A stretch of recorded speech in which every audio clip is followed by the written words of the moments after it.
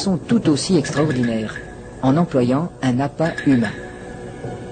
Il arrive que les hommes de Mbao aient eux aussi recours à cette technique.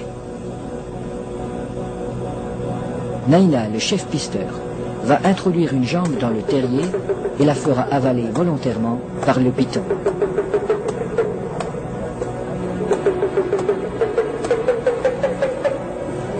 Il est indispensable de posséder le remède qui a été fourni par le sorcier. Cette mystérieuse préparation, à base d'herbes et de racines écrasées, n'a pas qu'un effet psychologique. Elle a le pouvoir d'attirer le serpent tout en protégeant la jambe du pisteur. Le remède agit encore comme un lubrifiant. En imprégnant un tissu qui entoure la jambe, il facilite sa pénétration dans la gueule du reptile.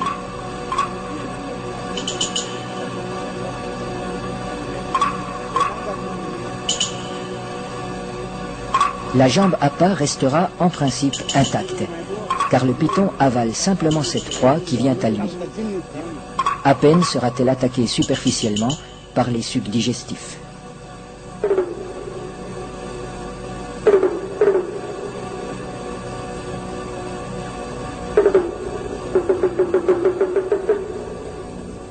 Cette chasse n'est pas sans risque.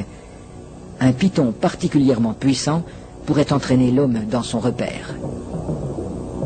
La jambe restée à l'extérieur limite ce danger, mais le pisteur court le risque d'être désarticulé.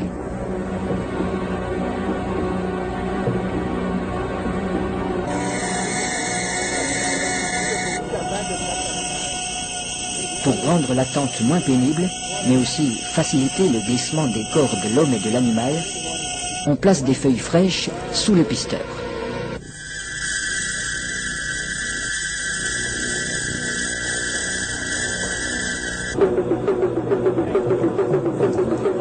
Sa jambe est déjà avalée au-delà du genou quand il commande qu'on le tire en arrière.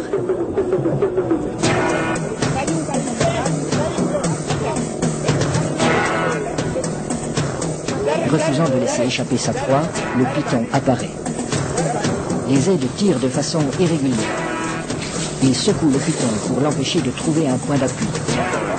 Le pisteur relève son pied à angle droit pour ferrer le serpent, à la manière d'un hameçon. L'animal se sent piégé, mais il ne peut plus lâcher la jambe. Le python est maintenu allongé. Il faut éviter qu'il ne s'enrôle. Cette position lui enlève une grande part de sa force. Pour dégager sa jambe, Naina déchire la gueule du python au couteau.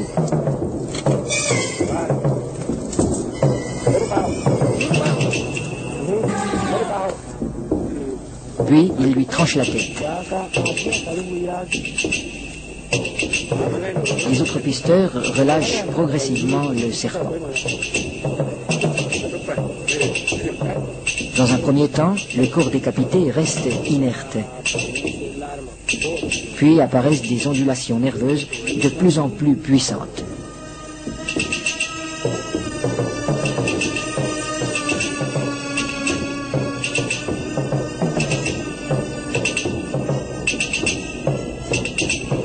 Il bougera ainsi pendant près d'une heure, prenant presque des positions d'attaque comme s'il cherchait toujours, au-delà de la mort, à menacer ses assaillants.